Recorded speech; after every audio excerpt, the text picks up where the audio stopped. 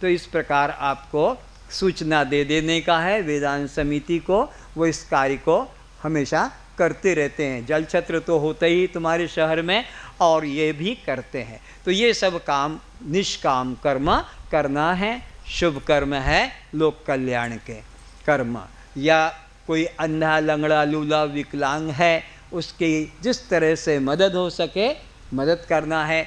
किसी विद्यार्थी की शिक्षा का भार ले लो, या किसी गरीब लड़की की शादी का भार ले लो। कुछ ऐसे कर्म करो।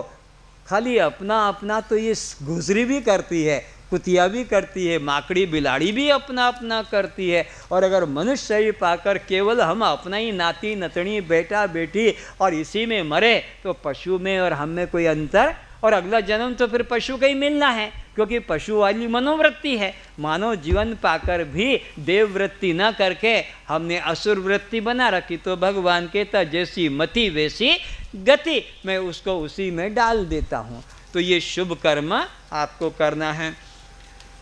और अब इन शुभ कर्मों का पुण्य 100 जन्मों तक भोगने का मिलेगा। कितनी बड़ी कमाई हो गई। एक जन्म नहीं, एक जन्म में जो कमाया है 100 जन्म तक भोगने को मिलेगा।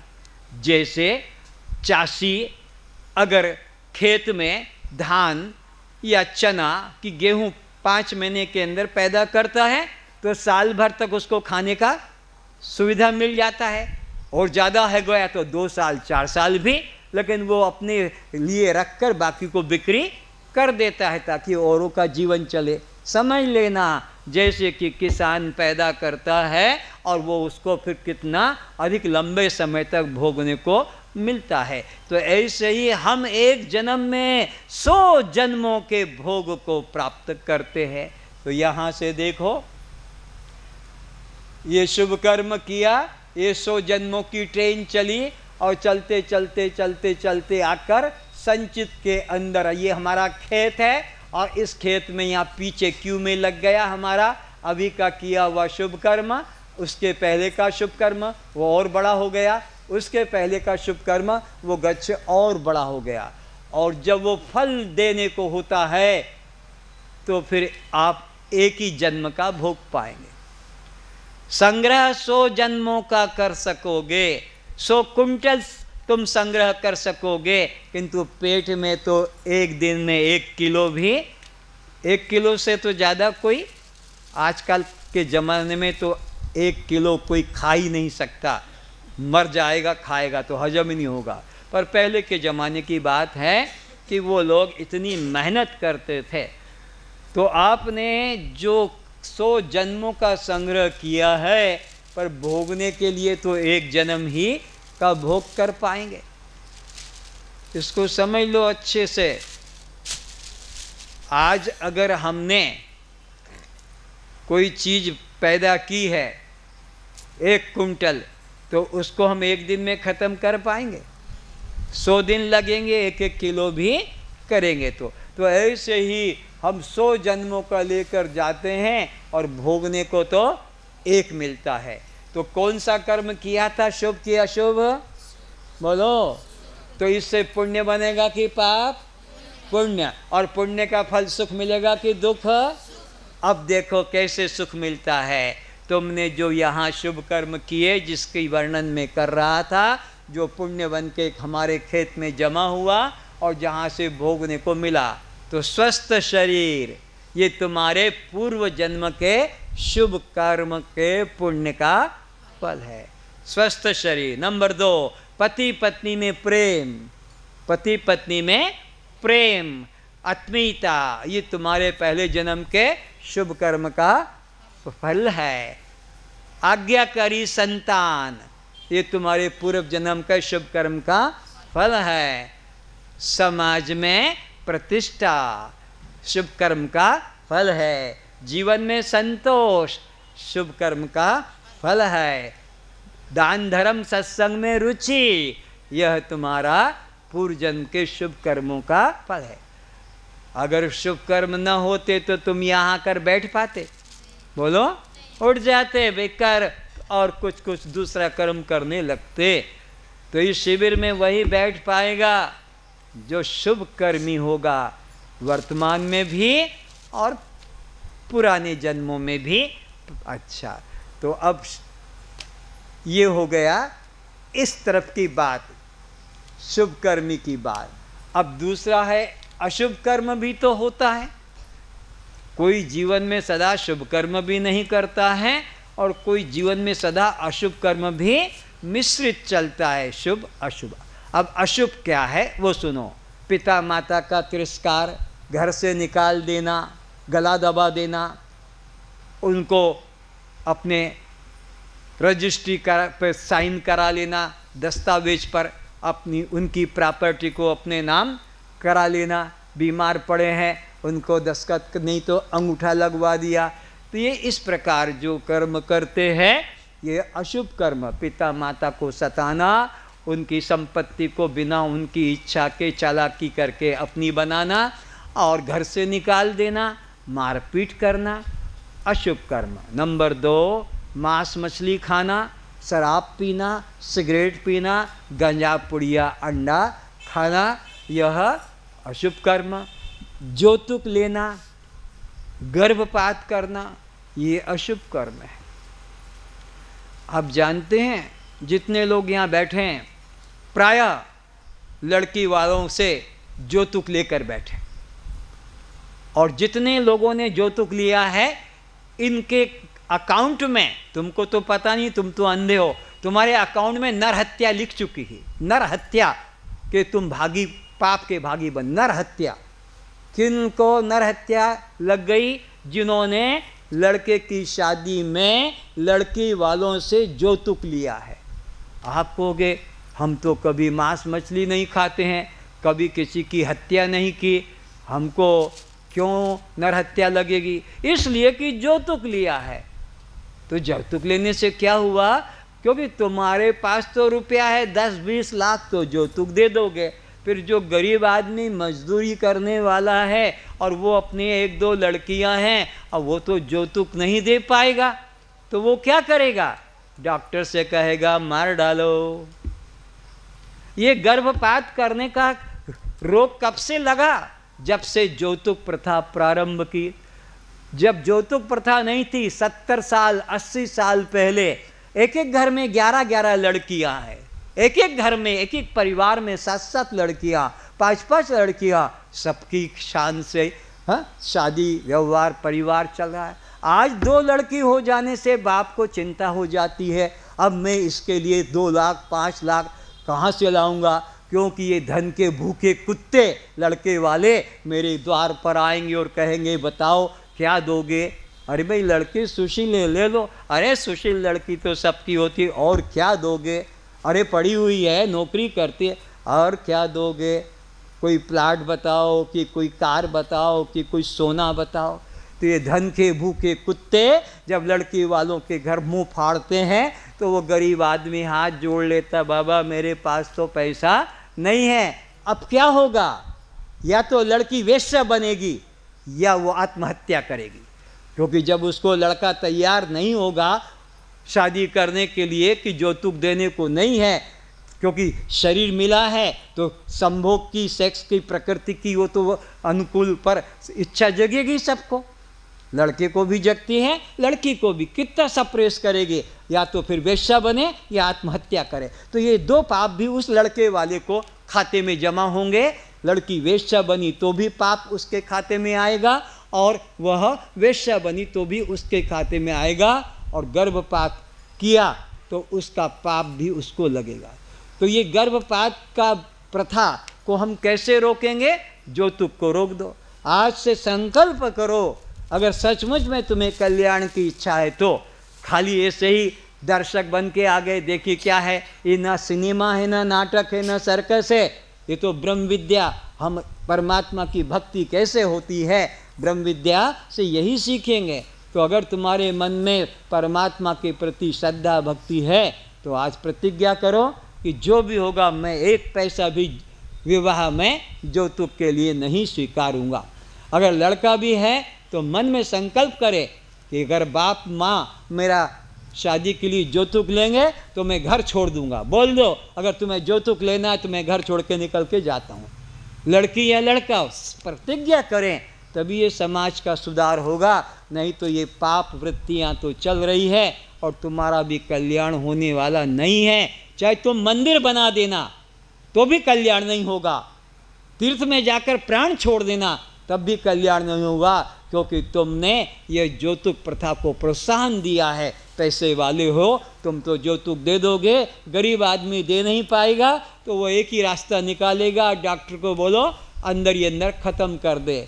कल तुमको फिल्म दिखाई थी, देखा था गर्भपात किस प्रकार से हुआ और वो बच्चा किस प्रकार से रोता है, चिल्लाता है और कहता है मुझे मत मारो, मुझे मत मारो।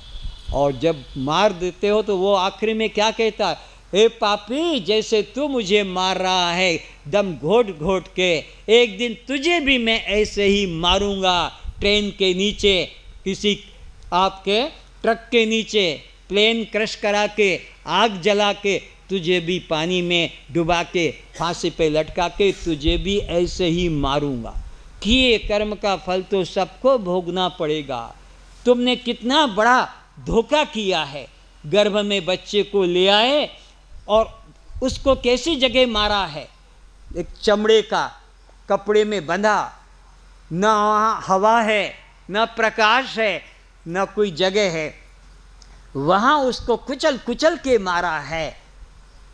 अगर वो बाहर आ गया होता तो रो लेता, उसकी आवाज़ दूसरे सुनते, उसकी बचावट हो जाती, रक्षा हो जाती कि मत मार, मेरे को दे दे, मत मार, मुझे दे दे, मैं पाल लूँगा। पर ऐसी जगह मारा है कि उसकी आवाज़ भी बाहर तक किसी को सुनाई नहीं पड़ी, चीख चिल्ला नहीं पाया, बाहर निकल नहीं पाया।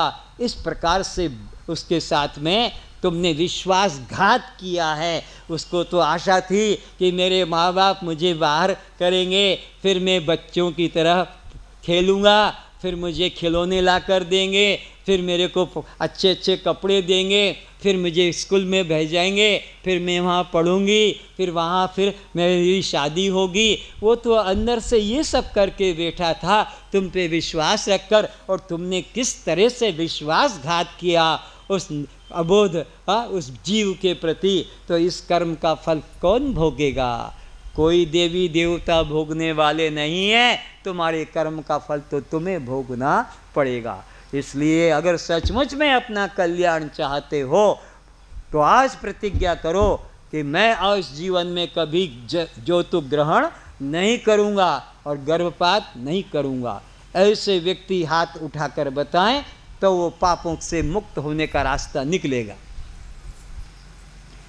ये जितने हाथ उठ रहे हैं ये सत्यता के हैं कि दिखाने के हैं? अब नीचे कर लो। सर्वे भवन्तु सुखिना, सर्वे सन्तु निरामया, सर्वे भद्राणि पश्यन्तु माँ कश्चित् दुख भाग भवे। तो जाना जाएगा कि सचमुच में तुम परमात्मा में श्रद्धा करते हो, क्योंकि तुम्हारा परमात्मा वो गर्भ में आने वाले में भी है कि नहीं? बोलो।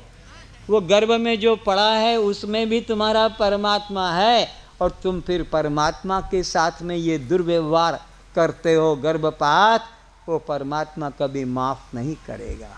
तो न कभी जौतुक लेना, घर छोड़ देना, कुंवारे रह जाना, जौतुक मत लेना।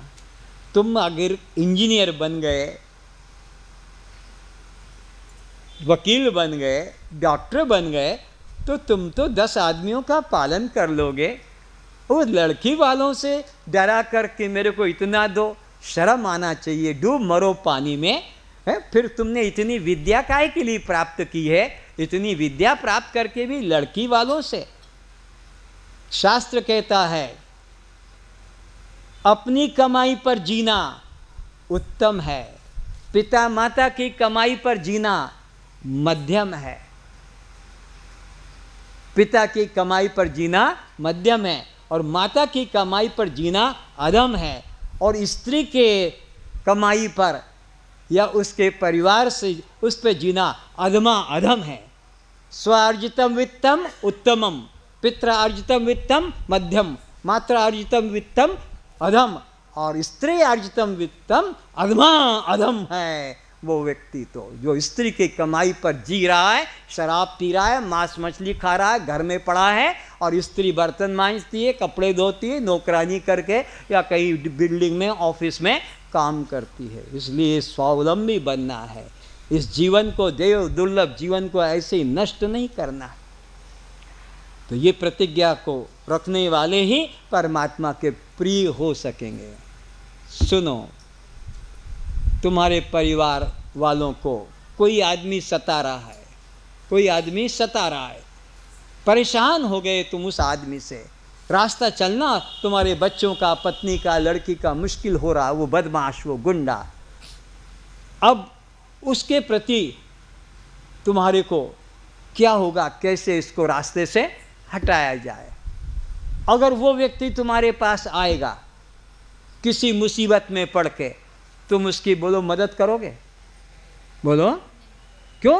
हमारे लड़के को, लड़की को, हमको, सबको ये सारा जीवन सताता रहा, इसकी हम मदद नहीं करेंगे। व्यवहारिक ज्ञान दे रहा हूँ। दूसरी तरफ तुम्हारे परिवार वालों को हर दुख दर्द में कोई साथ देता है, हर समय कंधा से कंधा लड़ाकर साथ देता है। उस पर कोई मुसीबत कभी आ जाए और तुम्हारे पास आकर वो प्रार्थना करे, तो तुम उसके लिए क्या करोगे कि नहीं? बोलो, करोगे ना कि नहीं करोगे? क्यों? सारा जीवन मदद की। बस इसी तरह सारा संसार परिवार परमात्मा का परिवार है।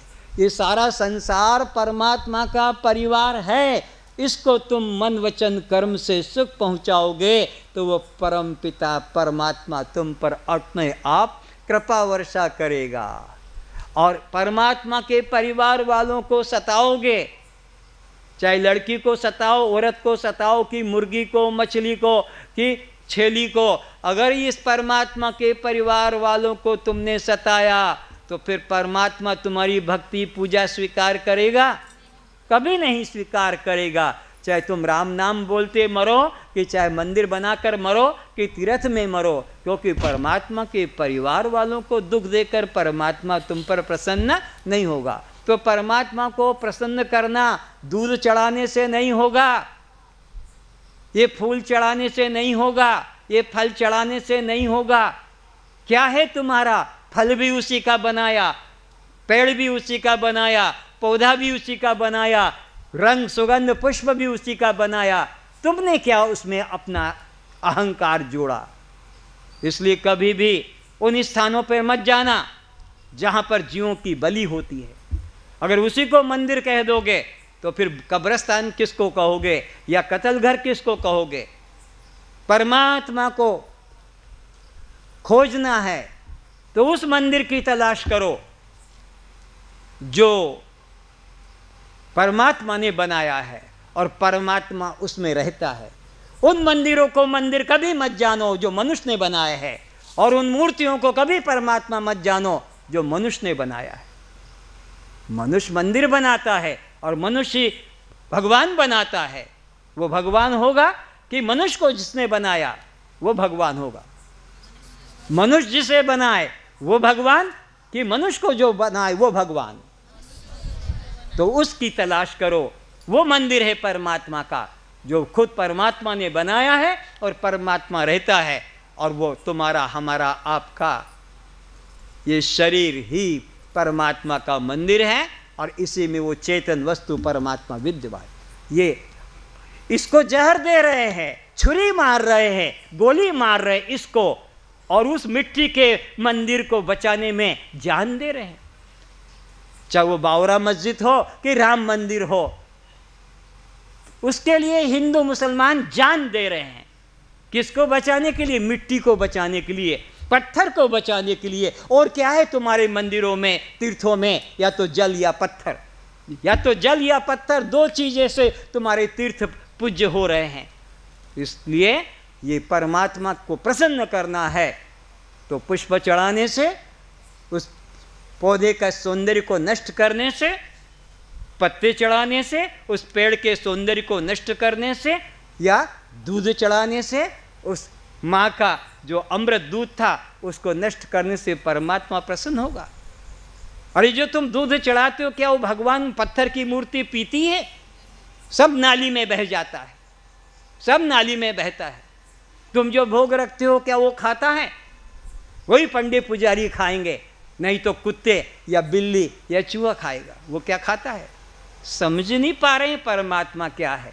परमात्मा कोई पत्थर की मूर्ति, लकड़ी की, काठ की मूर्ति नहीं, चेतन है। तो परमात्मा की अगर भक्ति करना है, परमात्मा को प्रसन्न करना है, तो परमात्मा के परिवार वालों को प्रसन्न करो। सर्वे भवन्तु सुखिनः, सर्वे सन्तु निरामया, सर्वे भद्राणि पश्यन्तु मां कश्चित् दुःख भाग् भवेत्। ये है असली भक्ति। प्राणी की पूजा ही परमात्मा की पूजा है, न कि पत्थर की पूजा परमात्मा की पूजा है। प्राणी की पूजा ही परमात्मा की पूजा है। और हम क्या कर रहे हैं? प्राणी को काट रहे हैं, बकरी को काट रहे हैं, छेली को काट रहे हैं, मुर्गा को काट रहे हैं, मछली को काट रहे हैं, गाय को काट रहे हैं, पत्थर की मूर्ति को, कल्पित दुर्गा, अम्बा, काली, क्या क्या नाम दे दिए, समलेश्वरी है, क्या क्या देवियों के, और उनके आगे काट रहे हैं। और खुद ही पंडा पुजारी और ये पापी लोग ही, कल फिल्म में देखा था ना, धर्म के नाम पर मंदिरों में हत्याएं चल रही है। जहाँ जीवन की रक्षा होना था वहाँ जीवन का जो है समाप्ति हो रही है। इसलिए उसे कभी मंदिर मत कहना। और जहाँ पर जीवों की बलि है और तुम भी जाते हो नारियल चढ़ाने, कदली चढ़ाने, पाप के भागी तुम भी बनोगे। क्योंकि मनु महाराज ने मनुस्मृति में 8 लोग